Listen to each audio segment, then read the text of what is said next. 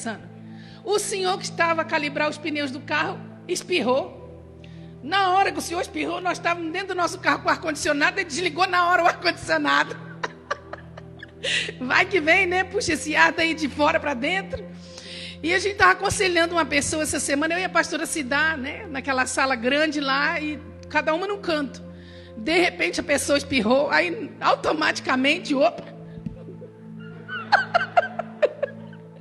Já está ficando mania, né? Então, assim, eu não quero ficar paranoica, mas nós precisamos de ser prudentes e termos, né, esse cuidado em nossa vida.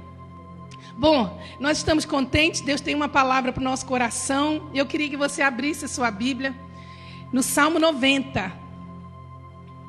Salmo 90, irmãos, que salmo poderoso é esse aqui? Há muitos anos atrás, eu ministrei essa palavra algumas vezes, amo ministrar essa palavra. Ela confronta meu coração, me anima, me exorta, me edifica, me levanta. E foi um livrinho desse tamaninho, assim, quadradinho, que eu li.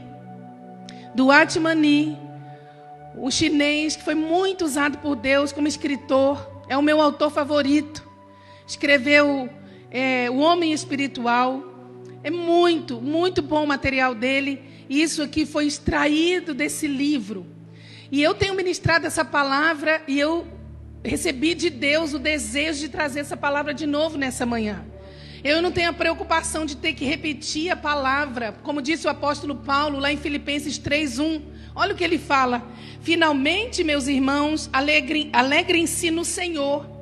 Escrever-lhes de novo as mesmas coisas não é cansativo para mim e é segurança para vocês. Isso aqui na Nova Versão Internacional. Escrever-lhes de novo as mesmas coisas não é cansativo para mim. Pregar de novo não é cansativo. É segurança para todos nós, não é? Então, Salmo 90, verso 12.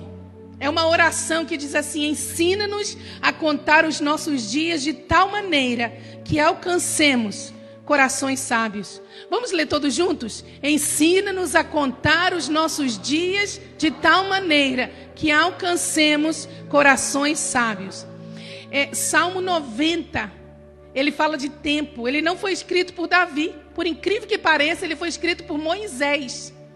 Foi orações, né, que Moisés foi escrevendo. E é interessante que Salmo 90 tem 17 versículos. E 13 vezes Moisés fala sobre o tempo. E no verso 12 ele faz essa oração tão poderosa que todos nós devemos fazer. Ensina-nos a contar os nossos dias de tal maneira que alcancemos um coração sábio. Irmãos, na minha primeira igreja eu recebi Jesus com 10 anos de idade. E todo domingo na escola dominical, o nosso pastor chamava toda a gente que fazia aniversário aquela semana à frente. E todos nós tínhamos que recitar esse versículo, declarar esse versículo. Eu tenho sentido muita falta das nossas escolas dominicais, não é? Tem sido muito, muito, assim, no meu coração, uma tristeza grande de não termos. Mas nós vamos voltar em nome de Jesus. Mas eu lembro-me que toda vez vínhamos à frente e nós falávamos: ensina-nos a contar os nossos dias de tal maneira que alcancemos um coração sábio. E Moisés aqui, ele fala muito sobre o tempo. Por exemplo, no versículo 1, ele diz assim: Senhor, Tu tens sido o nosso refúgio de geração em geração. No verso 2 ele diz assim: antes que os montes nascessem e se formassem, Tu és Deus. De eternidade em eternidade Tu és Deus. No verso 10 ele diz que a duração da nossa vida é de 70 anos. E se alguns pela sua robustez chegam a 80, o melhor deles é canseira e enfado. E aí no verso 12 ele faz essa oração pedindo a Deus que ajude a contar os seus dias, para que ele chegue a ter um coração sábio. Irmãos, por quê? É algo muito interessante, porque a forma como Deus contabiliza a nossa vida não é a mesma que nós contabilizamos. Às vezes, diante de Deus, você só tem um mês de vida, um ano de vida. Mas para você tem 30, 40, 50, 60 anos. Deus conta a nossa vida de forma bem diferente da forma como nós contamos. Até mesmo a nossa vida espiritual, a nossa vida com Deus. Nós às vezes achamos que somos convertidos há 20, 30 ou que nascemos na igreja. E quando Deus vai ver os seus registros e o nosso nome nesses registros, Ele vai chegar à conclusão de que nós temos às vezes 1 mês, 2 meses, 3 meses de vida. Eu não sei se você sabia, mas a Bíblia diz que há livros no céu onde Deus escreve, onde Deus faz relatórios. O livro da vida. Quem não for achado no livro da vida vai ser lançado no lago de fogo e enxofre. O livro das obras, nós vamos ser julgados pelas nossas obras. O livro das palavras que nós proferimos. O livro dos nossos dias. O livro das nossas lágrimas. A Bíblia diz que o Senhor, Ele anota nossas lágrimas, colhe nossas lágrimas no seu odre e Ele escreve cada uma delas no seu livro.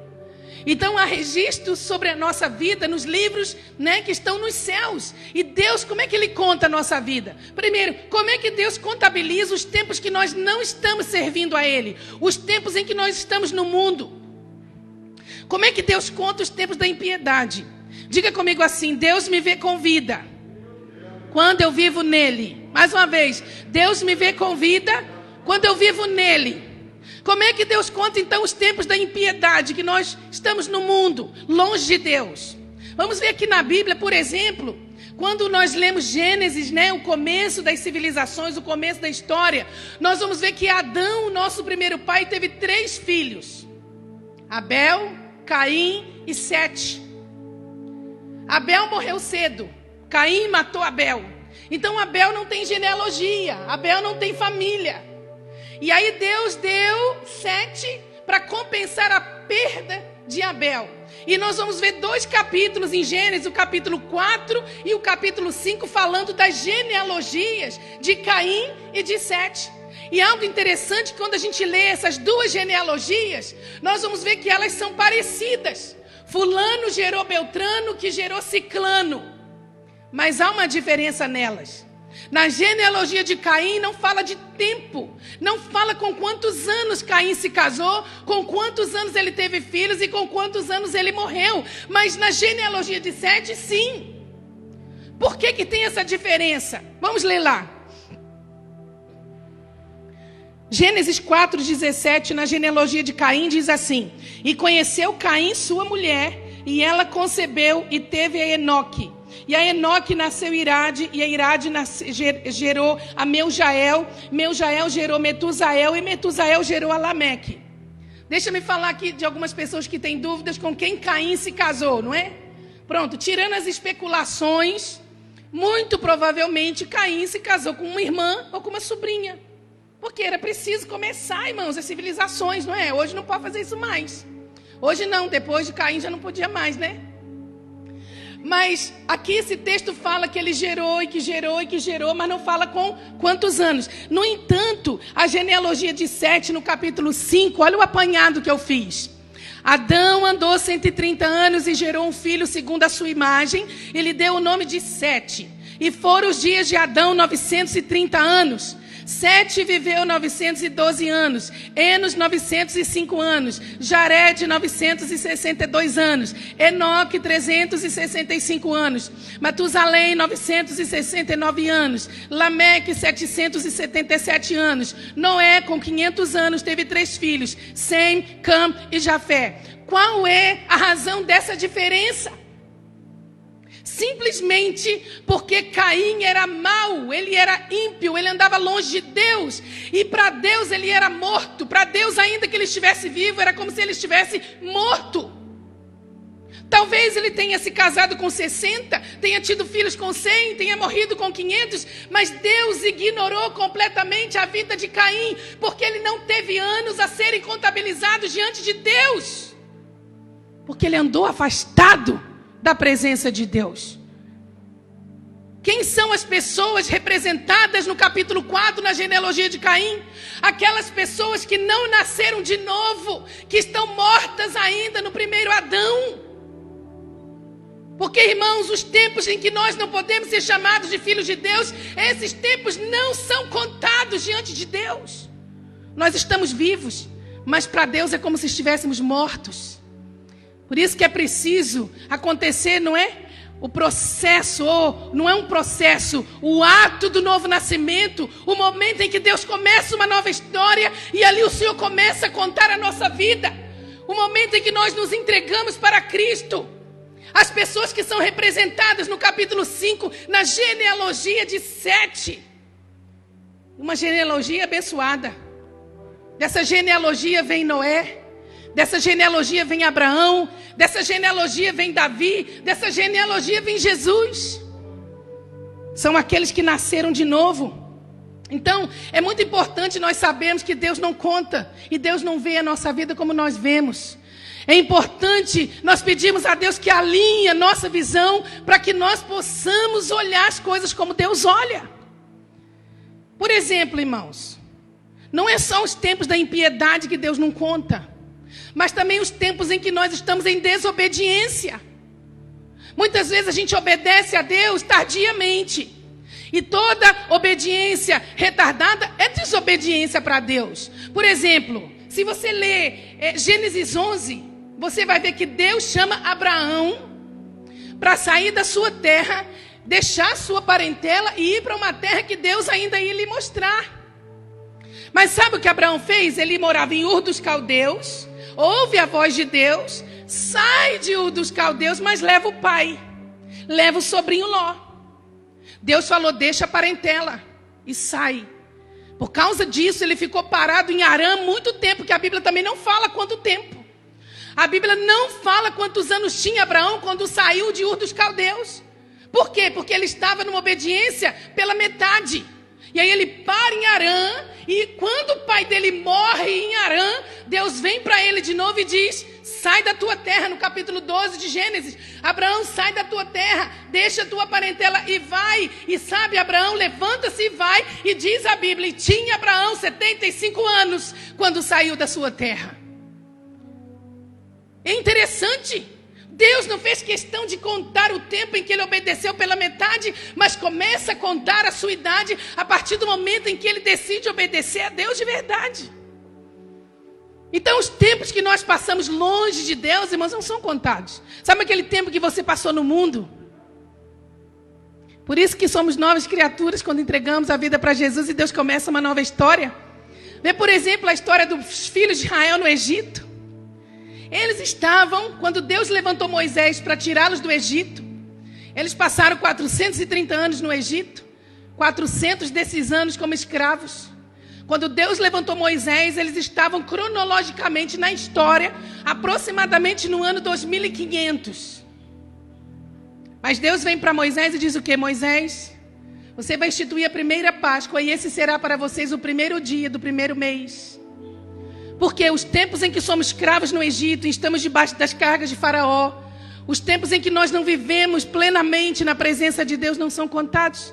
Por isso que Paulo fala, aquele que está em Cristo, nova criatura é. As coisas velhas já passaram, eis que tudo se fez novo. Deus começa uma nova história literalmente em nossa vida. E ali sim Deus começa a contar os nossos dias. Então, irmãos, fazer essa oração tão pequenina como Moisés é tão poderoso. Ensina-nos a contar os nossos dias de tal maneira que alcancemos um coração sábio. Quem é que quer ter um coração sábio? Não podemos perder mais tempo. Como é que Deus conta os tempos, por exemplo, em que andamos desviados, servindo a Deus e servindo a outras coisas? Como Deus conta esses tempos, irmãos? Será que são contabilizados? Não, não são contabilizados. Se nós nos desviamos da vontade de Deus, do centro da vontade de Deus, esses tempos são tempos perdidos. Por exemplo, há 2 textos na Bíblia que retratam o mesmo período na história, mas com 2 contagens de tempo totalmente diferentes. Nós vemos Paulo em Atos 13 contando lá de um tempo, desde a saída dos filhos de Israel do Egito até o começo da construção do primeiro templo. Aí nós vamos lá para o historiador de Reis, 1 Reis, capítulo 6. Ele fala da mesma contagem, só que dando um número diferente. Por exemplo, vamos ler lá Atos 13, do 18 a 22. Paulo, irmãos, além de ele ser um teólogo, um doutor da lei, ele era um historiador. Como é que pode ele ter trazido um número tão diferente da história lá de 1 Reis. Ele diz assim: suportou seus costumes no deserto por espaço de 40 anos. E destruindo as 7 nações na terra de Canaã, deu-lhes por sorte a terra deles. E depois disso, por quase 450 anos, lhes deu juízes até o profeta Samuel. E depois pediram o rei, e Deus lhes deu por 40 anos a Saul, filho de Cis, homem da tribo de Benjamim. E quando este foi retirado, levantou-lhes como rei a Davi, ao qual também deu testemunho e disse: achei a Davi, filho de Jessé, homem conforme o meu coração, que executará toda a minha vontade. Sabe, Davi, ele reinou quantos anos? 40 anos. E Salomão assumiu o trono, e no 3º para o 4º ano do seu reinado, ele começou a construir o 1º templo de Jerusalém. Então, vamos somar aqui. Quem é bom de matemática aqui? Eu ainda faço essas contas com a calculadora. Mas se você é bom de calculadora aí, ó, da calculadora da mente, vamos lá. Paulo está falando aqui desse tempo que compreende 40 anos que o povo passou no deserto, na saída de Israel, né? Dos filhos de Israel do Egito. Depois que morre Moisés e morre Josué, eles passam 450 anos, que é o período dos juízes. Depois vem o período em que o povo pediu um rei e Samuel ungiu a Saul, o primeiro rei de Israel, que ficou no trono 40 anos. Depois morre Saul e Deus coloca quem no trono? Davi, por 40 anos. Davi morre, o seu filho Salomão toma o trono. E do 3º para o 4º ano, ele começa a construção do 1º templo. Quanto tempo, aliás, dá isso? 573 anos. 573 anos. Aí olha o que diz lá em 1 Reis 1. E sucedeu que depois de 480 anos, olha a contagem diferente. 480 anos depois que saíram os filhos de Israel do Egito, no ano 4º do reinado de Salomão, Salomão começou a edificar o templo do Senhor. Não são 573 anos? Agora ele fala aqui, esse historiador fala de 480 anos, irmãos. Faltam 93 anos. Quem errou nessa contagem? Quem se equivocou nessa contagem? A gente olha aqui e fala: meu Deus, na Bíblia não há erros. A Bíblia é inerrante, não há erros na palavra de Deus. Os erros que você encontra na Bíblia e eu encontro na Bíblia são os erros da vida das pessoas, as falhas que as pessoas cometeram, e ainda assim Deus as usou por sua graça, por sua bondade e por sua misericórdia. Mas não pode haver uma falha tão grande e deixar por isso. Isso aqui não é um detalhezinho, isso aqui é um detalhe muito grande. Então vamos entender aqui o que a palavra do Senhor quer nos ensinar. Por exemplo, os filhos de Israel saíram do Egito, passaram 40 anos no deserto, não é? Moisés morre, Josué assume o comando, leva o povo para Canaã. E o que Deus havia falado para o povo não fazer, o povo fez. Deus disse: não vos prostituais com os ídolos dos cananeus, os que estão em Canaã. Porque quando eles voltam para Canaã, irmãos, aquela terra já era de Abraão. Deus já tinha dado aquela terra para Abraão. E Deus falou: Abraão, você vai morrer, a sua descendência vai peregrinar, vai para o Egito, vai ficar lá 400 anos, depois eu vou trazê-los de volta para essa terra. Só que 430 anos, irmãos, era muito tempo. Os reis das nações vinham, tomavam posse, iam ali tomando posse da terra que era de Abraão e da sua descendência. E aí quando os filhos de Israel saem rumo a tomar de volta posse da terra que era sua, chegam lá e encontram resistências. Josué morre e o povo faz o quê? Começa a adorar os deuses cananeus, o que Deus tinha falado para não fazer. Se desviaram do temor do Senhor. E aí era um ciclo vicioso. O povo idolatrava, o povo levantava altares aos deuses pagãos, o povo se prostituía espiritualmente, levantava altares profanos a outros deuses, e Deus permitia que os seus inimigos viessem e lhes oprimissem.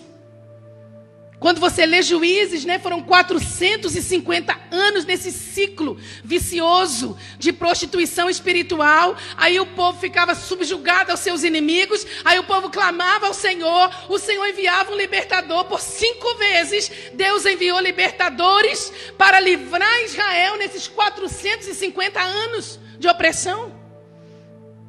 Aí o povo pedia perdão. Depois voltava a fazer tudo de novo. Por 5 vezes. Nesses 450 anos. E todo o tempo em que o povo de Israel ficou debaixo da opressão dos seus inimigos, Deus não contabilizou. Vamos ver aqui? Juízes 3:8. Faz a conta aí, tá bom? A ira do Senhor se acendeu contra Israel e ele os entregou nas mãos de Cusã-Risataim, rei da Mesopotâmia, e os filhos de Israel serviram a Cusã-Risataim por 8 anos. Aí o povo clamou e Deus levantou Otiniel, um guerreiro libertador. Aí Juízes 3:24, de novo os filhos de Israel serviram a Egrom, rei dos Moabitas, por 18 anos. E o povo clamou e Deus enviou Jefté, um grande guerreiro. Era filho de uma prostituta, mas era um guerreiro poderoso e temente a Deus. Depois Juízes 4:2-3, entregou-os o Senhor nas mãos de Jabim, rei de Canaã, que reinava em Azor. Cícera era o comandante de seu exército, o qual então habitava em Azorete e Agoim. Clamaram os filhos de Israel ao Senhor, porquanto Jabim tinha 900 carros de ferro e 20 anos oprimia duramente os filhos de Israel. E Deus levantou aqui Débora, Baraque e a Jael, né, que deram cabo aí desses inimigos aqui. Juízes 6:1, quando Deus levanta Gideão, o que estava acontecendo? Fizeram os filhos de Israel que era mal aos olhos do Senhor. Por isso o Senhor os entregou nas mãos dos midianitas por 7 anos. E a última opressão pesada que Deus permitiu que viesse sobre o seu povo por 40 anos. Foi na época de Sansão. No capítulo 13:1 diz, tendo os filhos de Israel tornado a fazer o que era mal perante o Senhor, este os entregou nas mãos dos filisteus por 40 anos. Agora vamos fazer a conta, irmão? Você já conseguiu fazer? Vamos fazer juntos aqui? 8 anos escravos de Cusã-Risataim, 18 anos escravos de Egrom, rei dos Moabitas, 20 anos escravos do rei de Canaã, o Azor, 7 anos oprimidos pelos midianitas, 40 anos oprimidos pelos filisteus. Soma quantos anos? 93 anos. 93 anos perdidos, porque se desviaram do temor do Senhor. Então, cuidado. Quando você pensar em se desviar do centro da vontade de Deus, você não vai adquirir um coração sábio, porque não há sabedoria longe do temor do Senhor. A Bíblia diz o que, irmãos? O temor do Senhor é o princípio da sabedoria. Ninguém que se insurge contra o Senhor tem paz. E o Senhor quer contabilizar a nossa vida. A gente pode chegar para Deus, como eu falei, e falar, Senhor, eu tenho aqui, sabe, eu tenho o Senhor na minha vida, eu nasci na igreja, eu sou crente há tantos anos, sabe, Deus, eu olha, te sirva 20, 30 anos, e Deus olhar para você e para mim e falar, meu filho, deixa eu olhar aqui, deixa eu verificar aqui nos meus registros celestiais. Você não tem isso tudo contabilizado diante de mim. O que eu contabilizo na sua vida são poucos dias. Porque você, durante toda a sua vida, você tem vivido para você mesmo. Você conhece a minha palavra, mas você tem vivido para a sua própria vontade. Você tem vivido para o seu próprio desejo, para os seus próprios sonhos. Você não vive para mim. Você não vive no centro da minha vontade. Você não busca o meu reino e a sua justiça em primeiro lugar. Você está desperdiçando a sua vida. E, irmãos, o que nós não temos em nossos dias é tempo para ser desperdiçado. Nós estamos vivendo em dias, irmãos, difíceis. A igreja de Jesus não pode deixar as trevas crescerem mais do que a luz. Nós temos de brilhar. E para brilhar nós temos que remir o tempo, como disse Paulo. Paulo fala para Timóteo, remindo, aproveitando o tempo, porque os dias são maus.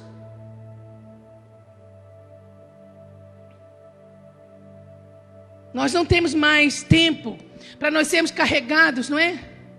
Para uma vida com Deus. É tempo da gente crescer em maturidade. É tempo da gente crescer, irmãos, e a gente brilhar nessa geração perversa e corrupta. Paulo fala para os coríntios, em 1 Coríntios 3, de 1 a 3, eu, porém, irmãos, não vos pude falar como a espirituais, e sim como a carnais, como a crianças em Cristo. Leite vos dei a beber, não vos dei alimento sólido, porque não podíeis suportá-lo, nem ainda agora o podeis, porque ainda sois carnais, pois havendo entre vós inveja, contendas e dissensões, não sois porventura carnais, e não andais segundo os homens? Porque dizendo um, eu sou de Paulo, e o outro, eu sou de Apolo, não sois porventura carnais?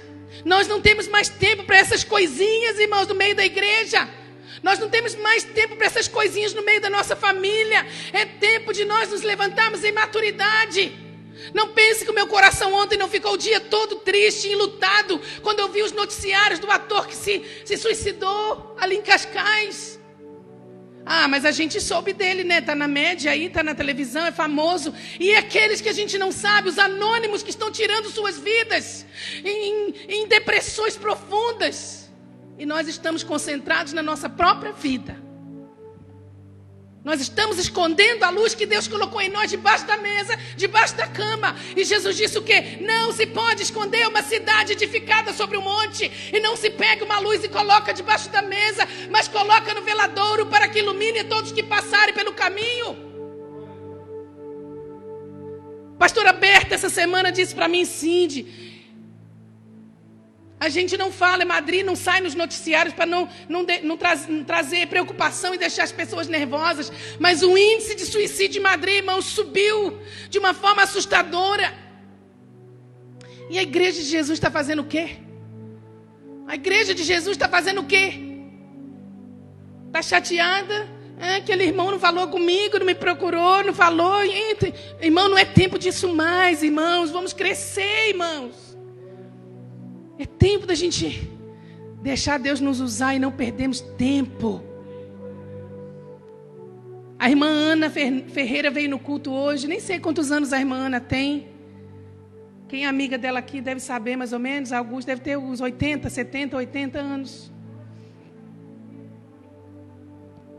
Estava tão feliz que veio no culto, mas ela disse para mim chorando. Eu te disse, irmã Ana, vai ali na frente contar o testemunho. Não, pastor, eu tenho vergonha.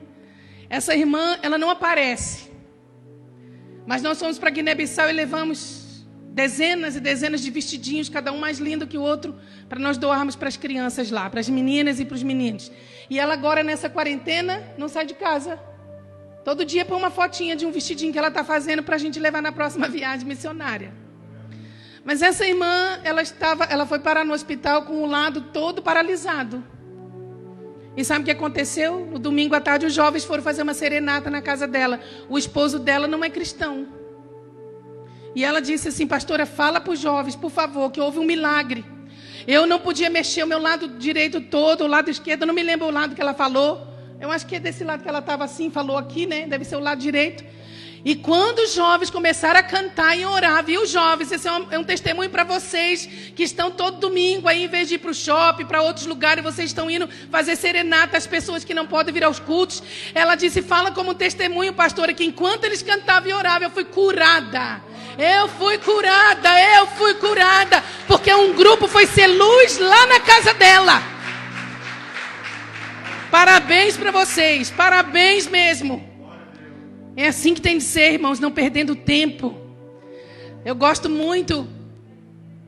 76 anos, glória a Deus. Hoje estamos felizes, né, irmão Brian, Mimi, estão aqui no culto, glória a Deus, né?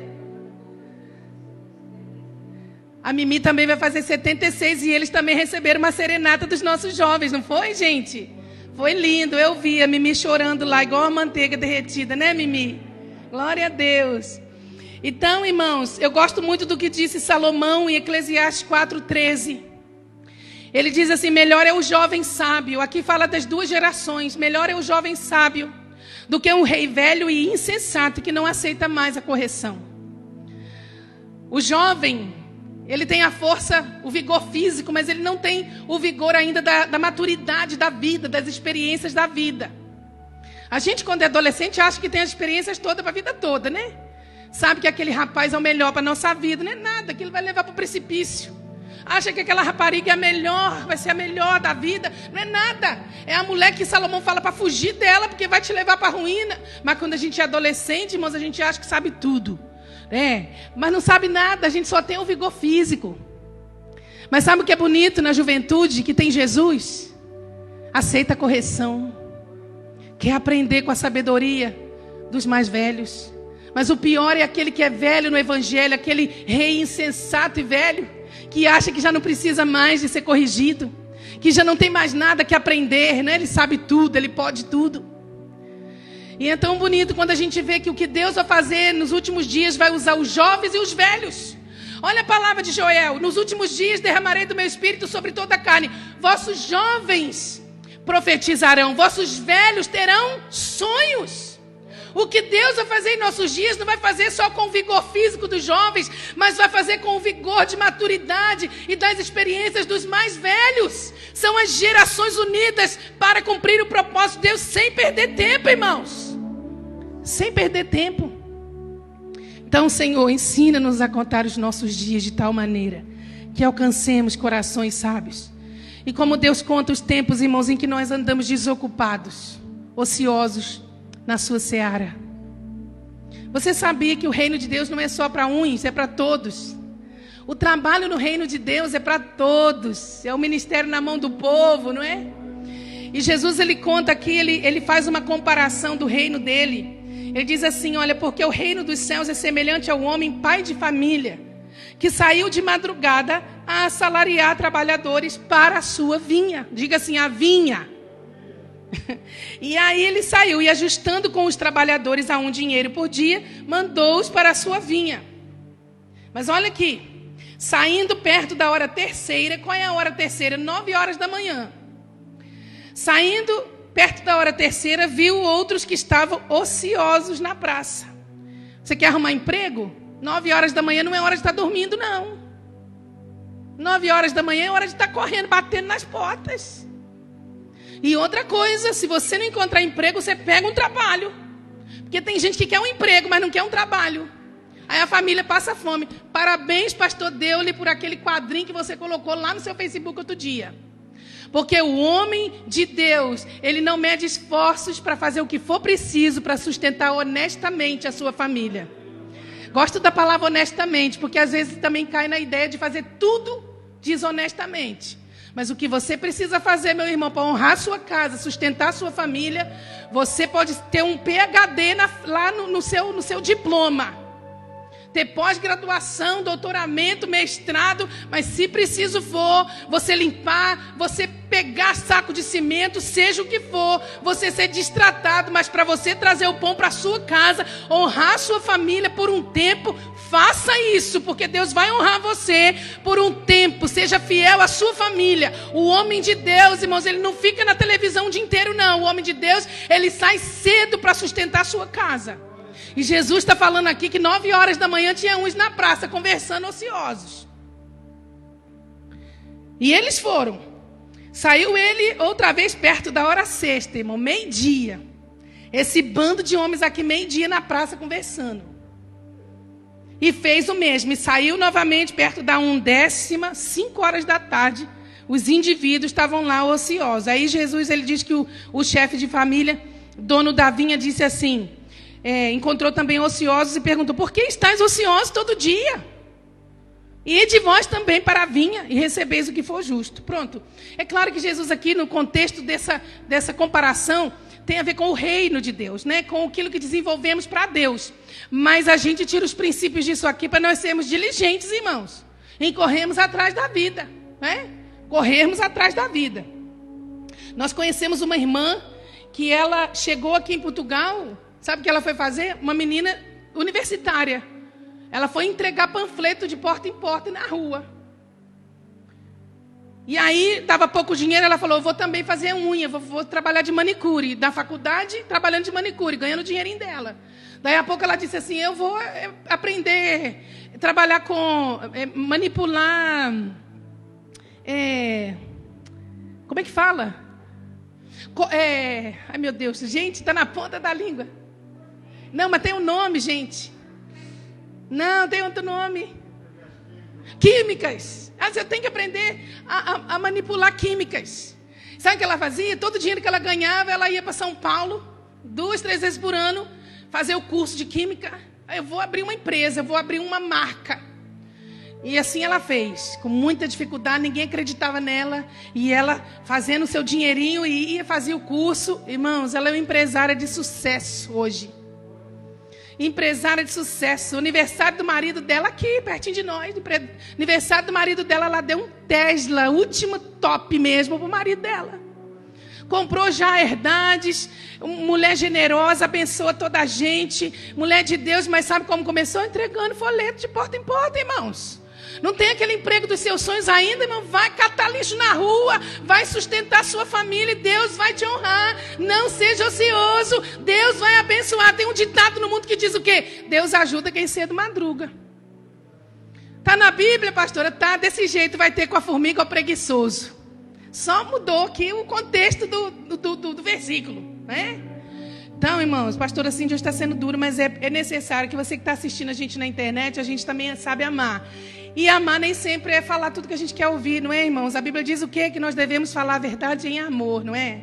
Isso é para o nosso bem. Então, Jesus está falando nessa parábola aqui que há um limite determinado de trabalho e é a sua vinha. A sua vinha. Os que estão fora da vinha estão ociosos, irmãos. Estão desocupados. E nós não podemos ficar desocupados no reino de Deus, não. Deus tem algo para você não perder tempo no reino dele. E na vinha tem muito trabalho. Olha, às vezes Deus levanta uns para arar a terra, outros para adubar, outros para trabalhar, não é? Escolhendo o melhor adubo, outros para ficar lá sempre revolvendo a terra, outros para, depois que a planta cresce, podar, para dar mais fruto. Mas há trabalho para todos. E às vezes a gente fala assim, mas o trabalho que eu faço é tão insignificante. Cuidar de criança, ficar na cozinha, ficar na porta. A pessoa mais importante dessa igreja é quem fica na porta. Porque se não for simpático, quem vem na igreja pode ser uma palavra maravilhosa, um louvor maravilhoso. Mas se não gostou da Augusta ou da irmã que está ali na porta, ou do irmão, não volta mais. Você volta em restaurante, a comida pode ser muito boa, mas se os funcionários são maus, você quer voltar lá? Não quer. Às vezes a comida nem é tão boa, mas a simpatia faz você voltar, né? Então às vezes a gente acha que o que a gente faz é tão pouquinho, mas para Deus tem um valor incrível, irmãos. E importante é nós darmos tudo que temos ao Senhor. Todo o nosso trabalho é válido diante de Deus. E eu quero fazer uma pergunta para você pensar. Quanto tempo tem que você conhece Jesus? Desde que você conheceu Jesus até agora, quantas almas você ganhou para Ele? Então tudo que você faz não tem sido contado diante de Deus. Eu posso pregar muito bem, mas se no céu não tem um nome escrito no livro da vida que foi trazido por mim, o que eu faço aqui não tem. Vocês podem cantar bem no altar, mas se desde o dia em que vocês aceitaram Jesus até hoje, vocês não têm um filho na fé, todo o trabalho que a gente faz aqui não é nada para Deus. Diáconos, essa palavra é para vocês. Líderes de criança, vocês não estão com as crianças todo domingo simplesmente para ficar dando, né, coisinha para as crianças pintarem, não. Vocês estão lá para levar as crianças ao encontro pessoal com Cristo. Quantos de nós aqui fomos criados na escola dominical e aceitamos Jesus com a oração da professora? Você está ganhando vidas para Jesus. Você está ganhando seus filhos em casa para Jesus. Basta você ler João 15. Por favor, vai para casa hoje e leia João 15. Mas se prepare para ser arrepiado dos pés à cabeça. Vá para casa, leia João 15, mas pormenorizadamente. Especialmente quando Jesus fala assim, aquele que não dá fruto, o Pai corta e joga no fogo. Irmãos, Deus não quer que a gente dê fruto, não. Ele quer que a gente dê muito fruto. E assim nós seremos chamados de seus discípulos. Lê João 15. O problema é que a gente não lê. O problema é que a gente conta com a comidinha que o pastor traz no domingo. Mas leia em casa a Bíblia. Leia a palavra. Questione se aquilo que a gente está falando aqui é verdade. Questione, irmãos. Nós não estamos em tempo de deixar de questionar aquilo que a gente ouve. Ninguém quer fazer lavagem cerebral em ninguém. Nós devemos questionar aqui, ó. Será que é assim? Vamos ler João 15. Vamos ficar de pé. Senhor, nós queremos falar como John Knox na Escócia. Dá-me a Escócia, ou eu morrerei. Falar como Raquel. Dá-me filhos, senão morrerei. Faz de nós, Senhor, reprodutores de vidas. Faz de nós pessoas que não aceitem estar ociosos. Eu agora não posso andar no púlpito, né? Eu gosto tanto de andar para lá e para cá. Agora eu tenho que ficar assim, meu Deus, Débora, vai para lá, Débora. Porque assim eu posso andar, minha esfera é a vinha. A minha vinha é isso aqui, ó. Quando tem mais gente, aí a Carla já sabe que ela vai ficar perto do Hugo aqui, né? Hoje tá bom aqui. Os desafios, né, irmãos, dos nossos dias aí, ó. Nem dá para ser espaçoso mais na casa de Deus, né? Fale com Deus. Senhor, eu não quero perder tempo. Eu não tenho tempo para perder tempo mais. Enquanto eu viver, as pedras não vão clamar, Senhor. Enquanto eu viver, Senhor, eu vou entregar tudo que eu tenho e sou para ser usado pelo Senhor na tua vinha, na tua seara. Eu não quero, Senhor, ter tantos anos de convertido, mas diante do Senhor não ter tempo contabilizado, por viver para minhas vontades, por viver para mim mesmo, por cuidar apenas dos meus sonhos pessoais. Eu quero viver para ti, Jesus. Eu quero viver para a tua glória, Deus, e que cada um de nós aqui possa ser essa luz que brilha, como disse Isaías: levanta-te e resplandece, porque já vem a tua luz e a glória do Senhor vai nascendo sobre ti, porque as trevas vão cobrir a terra, mas sobre ti virá a glória do Senhor. Que cada um de nós seja um luzeiro no veladouro, não uma luz escondida debaixo da mesa. Ajuda-nos, Senhor, a nos entregarmos para a exigência dessa visão. Essa visão é exigente. Essa visão de ganhar, consolidar, discipular e enviar é exigente. Ela não custa pouca coisa, não. Ela custa tudo. Ela custa tudo que somos e tudo que temos, Deus. Não queremos que o nosso nome esteja aqui nessa comparação, que às 9 horas estamos ociosos, ao meio-dia estamos ociosos, às 3, 5 da tarde estamos ociosos. Queremos fazer como Jesus, que disse: eu trabalho até agora e o meu Pai trabalha também. Ajuda-nos, Deus. Ajuda-nos nessa hora, Senhor. Ajuda-nos, Senhor. Que essa pandemia não tire de nós o senso de que nós somos o sal da terra e a luz do mundo. E nós fazemos essa oração de Moisés agora. Vamos orar juntos, irmãos, essa oração. Ensina-nos a contar os nossos dias de tal maneira que alcancemos um coração sábio. Mais uma vez, ensina-nos a contarmos os nossos dias de tal maneira que alcancemos um coração sábio. Mais uma vez, ensina-nos a contarmos os nossos dias.